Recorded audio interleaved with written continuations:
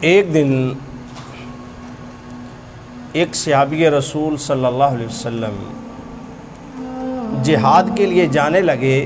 تو انہوں نے اپنی بیوی کو حکم فرمایا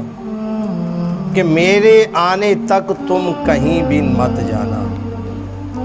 اب انہوں نے حکم دے دیا، روک دیا کہ کہیں بھی نہ جانا۔ تو اب ہوا کچھ یوں کہ کچھ دن گزرے تو اس عورت کا باپ جو تھا وہ بہت بیمار ہو گیا۔ اب اس عورت نے حضور صلی اللہ علیہ وسلم کی بارگاہ میں کسی کے ہاتھ پیغام بھیجا کہ یا رسول اللہ علیہ وسلم، میرا شوہر جہاد پہ چلا گیا ہے اور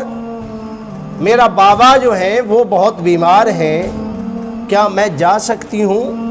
حضور صلی اللہ علیہ وسلم نے فرمایا کہ اگر تم صبر کر لو تو تمہارے لیے یہ بہتر ہے۔ اب کچھ دن گزرے، دوبارہ پیغام آیا کہ تمہارا باپ بہت زیادہ بیمار ہو گیا ہے، مرنے کے قریب ہے۔ اب دوبارہ اس عورت نے حضور کی بارگاہ میں عرض کیا تو کریم آقا صلی اللہ علیہ وسلم نے ارشاد فرمایا کہ اگر تم صبر کر لو تو تمہارے لیے یہ بہتر ہوگا۔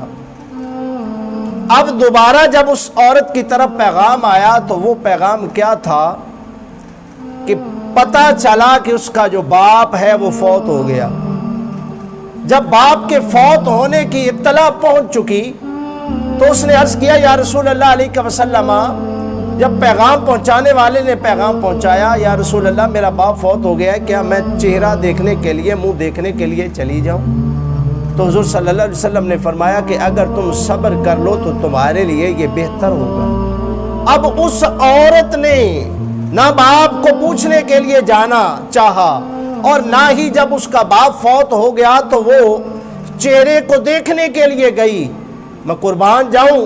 کہ اس عورت کی تربیت کس طرح کی تھی کہ باپ سگا فوت ہو رہا ہے، فوت ہو چکا ہے، تو وہ عورت وہاں پر نہیں گئی۔ تو اب جس وقت اس بات کا پتہ چلا تو میرے لاجپال آقا صلی اللہ علیہ وسلم نے فرمایا، دعا کے لیے ہاتھ اٹھائے اور فرمایا کہ اے عورت، اتنا صبر کرنے والی، شوہر کی فرما برداری کرنے والی، اطاعت کرنے والی عورت، تجھے خوشخبری ہو کہ اللہ رب العزت کی بارگاہ میں حضور نے دعا فرمائی